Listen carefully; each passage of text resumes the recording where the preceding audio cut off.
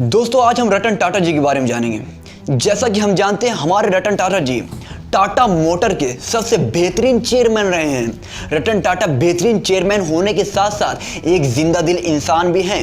हमको रतन टाटा से सीखना चाहिए, उनकी स्टोरी से हमको सीखना चाहिए, उनके जैसे बनने की कोशिश करना चाहिए। रतन टाटा जी का जन्म 28 दिसंबर 1937 को हुआ था। रतन टाटा जी ने अपने स्कूल की पढ़ाई करने के बाद वो चले गए कॉर्नर यूनिवर्सिटी।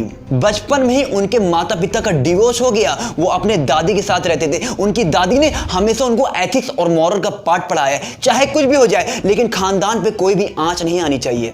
ये इसको आज तक फॉलो करते आ रहे हैं। रतन टाटा जी ने अपनी स्कूलिंग करने के बाद चले गए कॉर्नर यूनिवर्सिटी। कॉर्नर यूनिवर्सिटी से अपना ग्रेजुएशन कंप्लीट किया। ग्रेजुएशन कंप्लीट करने के बाद उनको आईबीएम में जॉब ऑफर हुआ। तब आईबीएम कंपनी सबसे बड़ी कंपनी थी, सबसे पॉपुलर कंपनी थी। वो आईबीएम कंपनी में जॉब कर रहे थे। आईबीएम कंपनी में जॉब करने के बाद उसके कुछ महीने तक उन्होंने आईबीएम कंपनी में जॉब किया।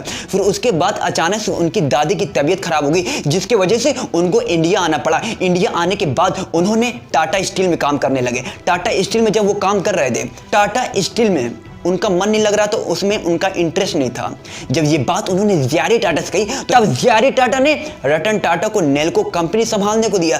रतन टाटा नेल्को कंपनी को संभाल रहे थे। उसमें जो भी प्रॉब्लम थी, जो भी परेशानी थी, सारी प्रॉब्लम, सारे डाउट को क्लियर करने के बाद उन्होंने नेल्को कंपनी को एक प्रॉफिटेबल कंपनी बना दिया। प्रॉफिटेबल कंपनी बन जाने के बाद नेल्को कंपनी फेमस हो चुकी थी। पूरे वर्ल्ड में नेल्को कंपनी फेमस हो चुकी थी बिकॉज ऑफ रतन टाटा जी की वजह से। रतन टाटा विजनरी बंदे थे। उसके बाद जे.आर.डी. टाटा ने रतन टाटा को टाटा मोटर का 5th चेयरमैन बनाने को सोचा।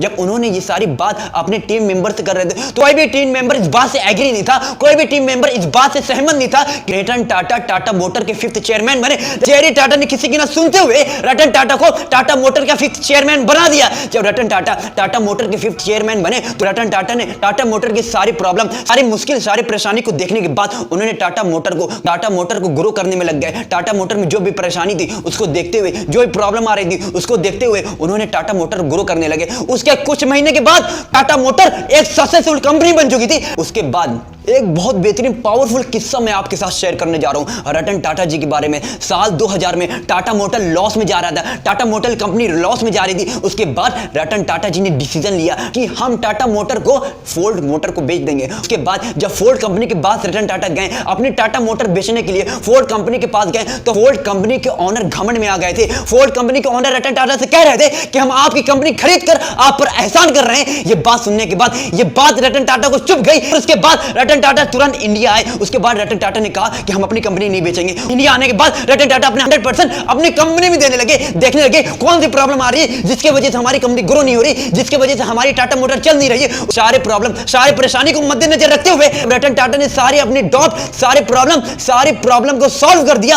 उसके चंद महीने बाद कंपनी बहुत तेजी के साथ ग्रो होने लगी। जब कंपनी बहुत तेजी के साथ ग्रो होने लगी तो फोर्ड मोटर की जैगवार और लैंडवार लॉस में जाने लगी। जब जैगवार एंड लैंडवार लॉस में जाने लगी तो फोर्ड कंपनी के ओनर बिल फोर्ड आए, इंडिया आए। आने के बाद रतन टाटा से बोला हमारी जैगवार और लैंडवार कंपनी खरीद लीजिए। तब रतन टाटा ने उनकी कंपनी को खरीदा। तब रतन टाटा घमंड में नहीं आए, तब रतन टाटा ओवर कॉन्फिडेंस में नहीं आए, तब रतन टाटा ने उनकी कंपनी को खरीद लिया।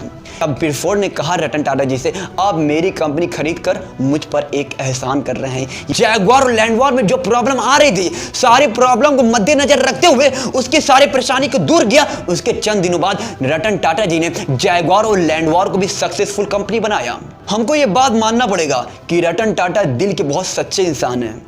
जब ताज होटल में अटैक हुआ था, वहां की जितने लोगों की मौत हो गई थी, जितने भी आदमी की मौत हो गई थी, जितने बच्चे के पिता की डेथ हो गई थी, तो रतन टाटा ने उनकी फैमिली के बच्चे को पढ़ाने का, उनके फैमिली को सपोर्ट करने का, उनके फैमिली का सारा खर्चा रतन टाटा जी ने उठा लिया। ऐसे ही सिर्फ 1-2 लोगों के साथ नहीं, रतन टाटा ने कई लोगों के साथ ऐसा किया। तो दोस्तों आज की वीडियो में बस इतना ही। फिर मिलेंगे नेक्स्ट वीडियो पे। Thank you so much.